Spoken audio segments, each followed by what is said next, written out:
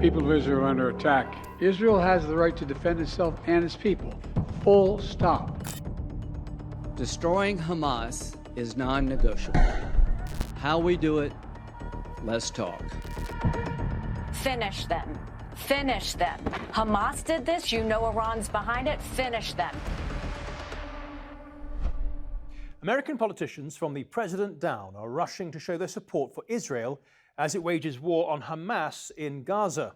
Whether they're Democrats or Republicans, it doesn't really matter. This is one issue they all seem to agree on. Sometimes they sound more furious, more outraged than the Israelis themselves. They nearly all claim that supporting Israel is best for the United States. But is it? The United States stands with Israel. We will not ever fail to have their back. Under my leadership, the United States will fully support Israel. America stands with them. Ever since Hamas attacked Israel on October the 7th, US politicians have been racing to support Israel and condemn Hamas. At times, it's almost been a competition to sound the most angry. Finish them. Hamas did this. You know Iran's behind it. Finish them. They should have hell to pay for what they've just done. Not everyone is as vociferous as Nikki Haley there, but it's fair to say that in Washington, most politicians are lining up behind Israel, with a few notable exceptions coming from the left of Biden's Democratic Party. If we're not crying, something is wrong. And so I'm telling you right now, President Biden, not all America's with you on this one. Congresswoman Rashida Tlaib has been facing some pretty severe backlash. When the country's only Palestinian-American member of Congress, Rashida Tlaib, suggested withholding funding of Israel's, quote, apartheid government, it infuriated fellow Democrats and Republicans. It's a ridiculous and offensive statement. Shut the hell up. You're emboldening the enemy. You're a disgrace to the United States Congress. So there's little doubt about where America's politicians stand on this, but what about ordinary Americans? In a recent survey, they were asked if America should be taking sides in the conflict. A slim majority, 52% of Americans, believe the United States should not be taking sides. The rest believed America should. 42% want America to take sides with Israel, and just 3% believe the US should take the Palestinian side. Incidentally, that 42% figure is a record high, no doubt fueled by the October 7th Hamas attack. Of course, opinions are not formed in a vacuum. The media has a major role to play, and for the most part, the big American networks are empathetic towards Israel. I think I speak for all of my viewers and everybody at CNN when I say our hearts are just broken by what happened. MSNBC, though, has been criticized for being too friendly to the Palestinians. Here's the leader of the Jewish lobby group, the ADL, appearing on the network. I love this show, and I love this network, but I've got to ask, who is writing the scripts? Please stop calling this a retaliation. This is a defensive measure against an organization that is committed to one thing: killing Jews. According to Fox, viewers have been deserting MSNBC for spending too much time on how the conflict is affecting Palestinians. Well, they've lost 33% of primetime viewers since the deadly attack on Israel. The cable news channel saw its total viewer figures plunge 24% for the 4 days between October 7th and 10th compared to the same period the previous week. What's going on? Well, MSNBC has drawn intense criticism over its coverage of Hamas's attack on Israel. From the moment that Hamas launched this war against Israel, MSNBC has been wall-to-wall Hamas propaganda. Let's go back to that poll now, and 52% of Americans do not think the US should take sides. President Biden certainly doesn't feel the same way. He flew out to Tel Aviv last week. I wanted to be here today for a simple reason. I want the people of Israel, the people of the world, to know where the United States stands. Israel, as they respond to these attacks, seems to me that have to continue to ensure that you have what you need to defend yourselves. And we're going to make sure that occurs.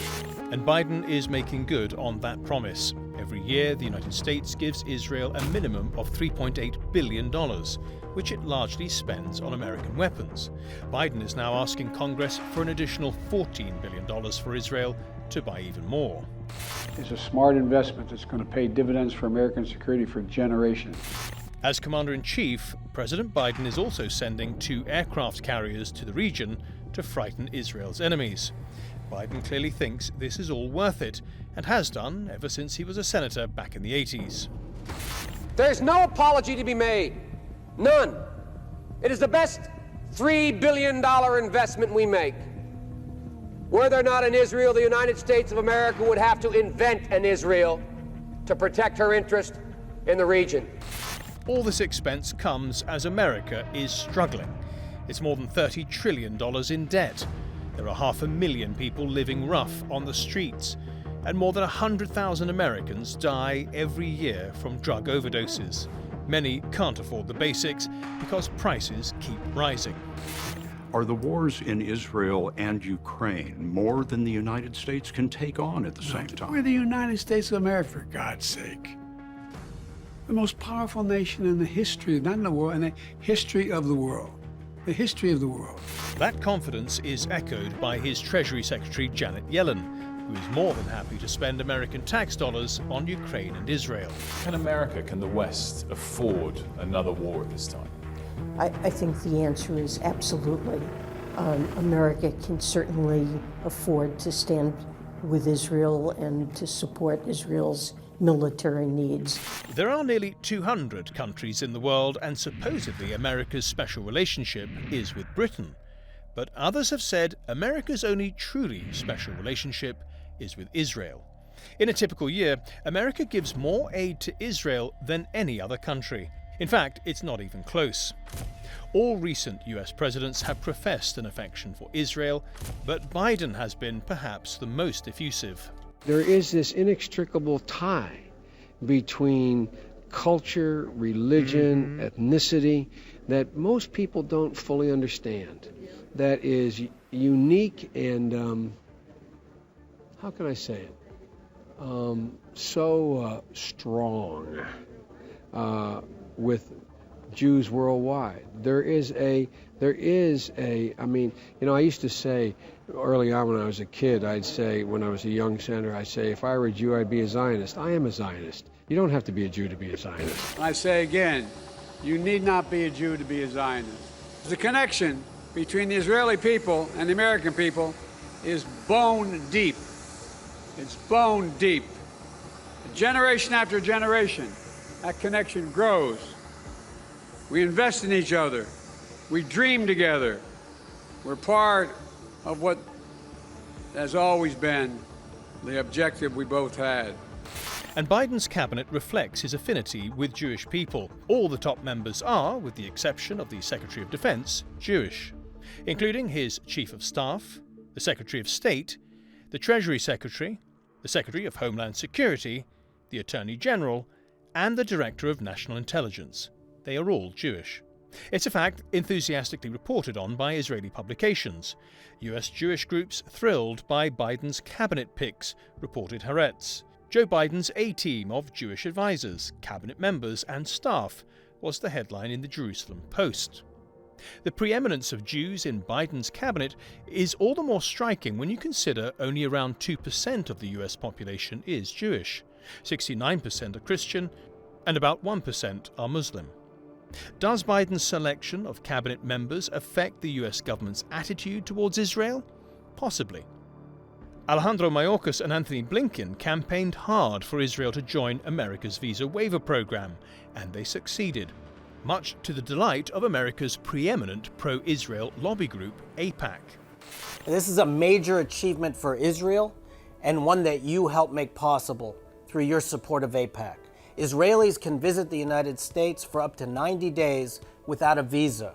Israel's entry into the program is the result of hard work and close cooperation with Israel, especially by Secretary of State Tony Blinken, Secretary of Homeland Security Alejandro Mayorkas, and former U.S. Ambassador to Israel Tom Nides. The US and Israeli governments clearly enjoy a close relationship, and that's somewhat mirrored by ordinary Americans, 3/4 of whom have a favourable opinion of Israelis, whereas just half feel warmly towards Palestinians. However, There are signs that younger Americans see things differently to the older generation. Some 40% of people under 30 said the US had a responsibility to help Israel fight Hamas. That's far below the 73% of those aged 65 and older. And here's another fact. Americans on the whole are now less inclined to commit US troops to helping Israel if attacked by a neighbouring country than they used to be. Today, 38% would support involving US troops, which is well down from 53% just a couple of years ago in 2021. A recognition, perhaps, that such a conflict could spin out of control. What is the best path forward here for the United States, as well as for Israel and the rest of the world? It's worth thinking about that. The stakes are higher than many Americans understand. It's easy to imagine several other nations getting pulled into the conflict between Israel and Hamas. Okay, let's bring in our guests now. And today we have Scottie Nell Hughes, an American journalist and political commentator. And we also have Giorgio Cafiero, an analyst and founder of a geopolitical risk consultancy organization based in Washington. Welcome to the program, both of you. Scottie, if I may start with you, a really simple question. Does it serve America's interest to support Israel financially and with weapons as it has been doing? You know, I think it's interesting that over the past few years, especially with the past maybe one or two administrations, the geopolitical attitudes of Americans have changed. In fact, you might say they've evolved. And maybe that is in correlation with our escalating trillions of dollars in debt. Because of that, I think you were finding out that when you're talking about aid, especially to a country like Israel, it is a two-way street. So what exactly does the United States receive for their aid to Israel, who on their own is very financially capable of holding and have several stakes that they themselves can support themselves as well as others with? We look to Israel for medicine. So in this case, I think Americans are asking our government, what is it do we get for the amount of aid that we've given to Israel and the future aid and support? Now, I understand we need allies around the world. But currently, right now, as the United States continues to stretch itself thin into almost every hemisphere, are we really talking about national security, or is this just out of the good of the heart of Americans? And when you're looking at a country that is $33 trillion in debt, our heart isn't looking so open these days. Giorgio, does it serve America's interest to back Israel in the way it has? I think the type of relationship that the United States has with Israel is unhealthy. I think this undermines U.S. interests all over the world. I think it undermines U.S. national security. I think it would be very good for U.S. national interests if Washington would embrace a much more balanced approach to the conflict between Israel and the Palestinians.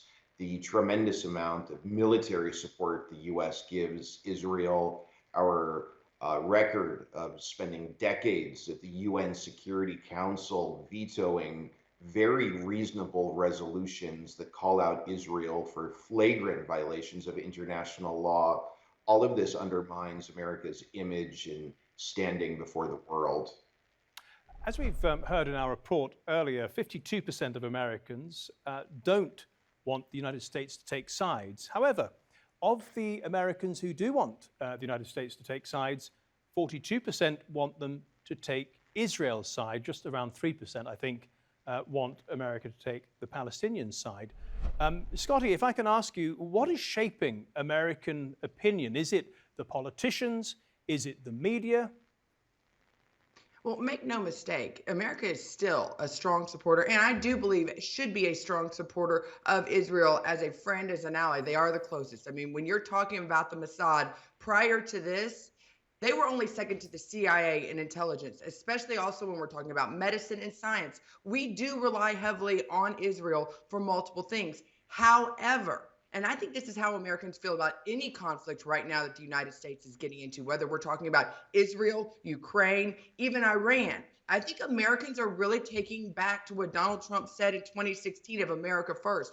We have enough issues here at home that we should be focused on. It seems absolutely absurd that we are over in another country trying to protect their border rather than protect our own, considering all of the issues that it's bringing here at home. So I think it's not necessarily just Israel where Americans are going. Maybe we should be a little bit more reserved in our support in this. Maybe this is something that the region themselves should handle.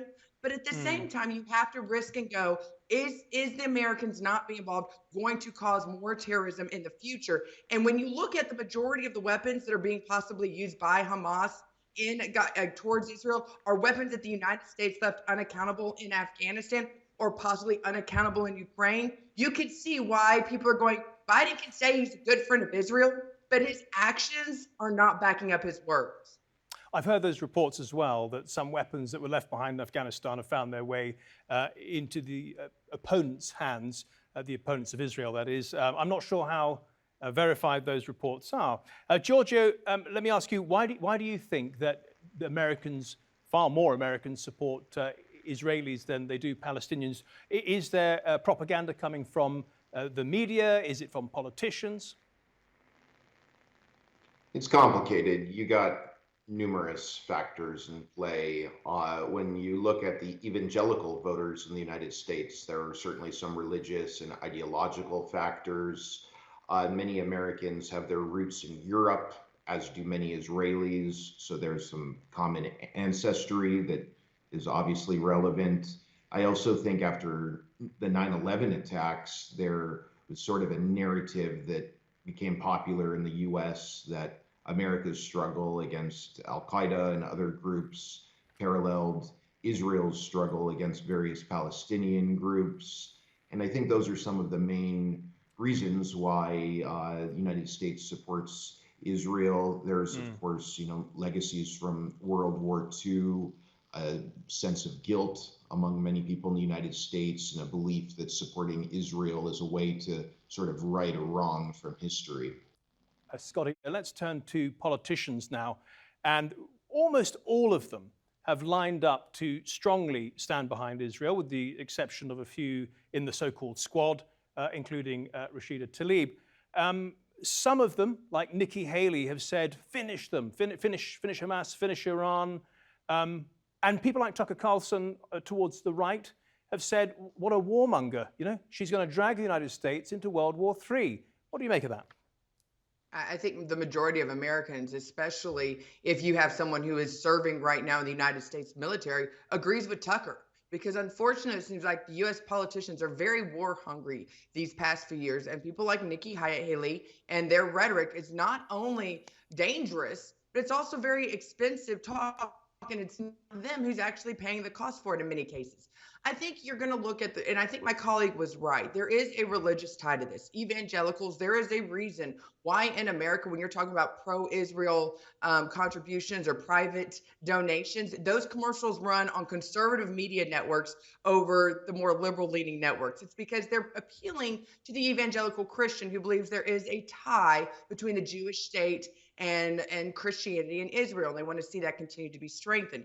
That tie, though, why you're seeing for once Democrats and Republicans together, is I think this actually has a lot to do with the fact that there is a huge financial support within American politics from the Jewish community, both more on the Democrat side probably than the Republican side, and it comes down to the dollars. These Democrat politicians do not want to make their donors angry, but what I think they might be surprised is a large call for the two-state solution comes from within the Jewish community itself, which can become somewhat puzzling when you actually find the Republicans, the ones screaming to keep it a solid union. So there's a lot of conflict within their own parties right now as to what exactly should be the approach. But ultimately, it comes down to the money, whether we're talking about the politicians or the people. A lot of people just are doing this because either A, they want a war because they tend to benefit off it both politically or financially, or they actually they don't want to make their donors angry. Scottie, you mentioned donations, and Reuters is reporting that Biden took more donations from pro-Israeli groups during his time as a senator than any other senator. And we're talking about $4 million here. Giorgio, if I can ask you, do you think donations like that are designed to affect his judgment? And did they? There's no doubt that the money is relevant. It would be silly to deny that. But I disagree with some things that many analysts say, not saying that Scottie said this, of course, but it is something we hear from many people, is that this all comes down to the money. I think Biden fundamentally believes in Israel and the strong U.S.-Israel alliance. I think this has a lot to do with his thinking that goes back decades. He's of a certain generation of Americans who thinks Israel is very precious, thinks the U.S.-Israel relationship is precious and very important to U.S. interests in the Middle East. It's really a strong ideological commitment that Biden and Blinken and most U.S. politicians and policymakers in Washington of a certain age genuinely feel. I don't think it's all just about money. He calls himself a Zionist. Just for our international viewers, in the United States, what implications does that term have? Well, as you're correct, Biden said you don't have to be a Jew to be a Zionist. This goes back to my point. Biden very strongly believes in Zionism. He very strongly supports Israel. He sees the conflict between Israel and Hamas and other Palestinian groups in very black and white terms. Israel good, Hamas evil. That's a very simplistic understanding of the conflict. Most people around the world don't view it that way. That's how Biden views it, and that's how your average politician in Washington views it. Giorgio, do you think that Israel doubts America's commitment here? I don't think Israel doubts the fact that there's no country in the world that's going to back Israel up as much as the United States. There might be some disagreements between the Biden administration and the Netanyahu government, but there's no question that the U.S. will be Israel's most important ally. What the U.S. does for Israel is not something Israel could ever get from China or Russia or any other power. What I think is relevant to the situation is the fact that the Biden administration has some concerns about Israel not exactly having an end game in Gaza. Also some concerns that this violence in Israel-Palestine has potential to spread to other parts of the Middle East. So I think the Biden administration has been trying to put some pressure on Israel to delay this looming invasion of Gaza and to try to think a little more strategically. But my main point here is the U.S. is giving ironclad support to Israel. I don't think the Israelis are doubting that. But when has there ever been an end game in any of the conflicts in the United States? When has that ever been a reason for the United States not to get into? Look at every conflict we've been into, Afghanistan, Ukraine. There's never been an end game presented that the U.S. said, oh, we're not going to get involved in. I don't think it's the fact that the U.S. want to back up Israel. I'm afraid the U.S. doesn't have the ability like it used to because we've depleted all of our military resources in the last year and a half in these other conflicts to actually back them up like they need to be backed up if they get in a full war with not only Hamas, but several other countries within the Middle East. Scottie Nell Hughes and Giorgio Cafiero, thank you so much for your contributions to the Nexus today. Much appreciated.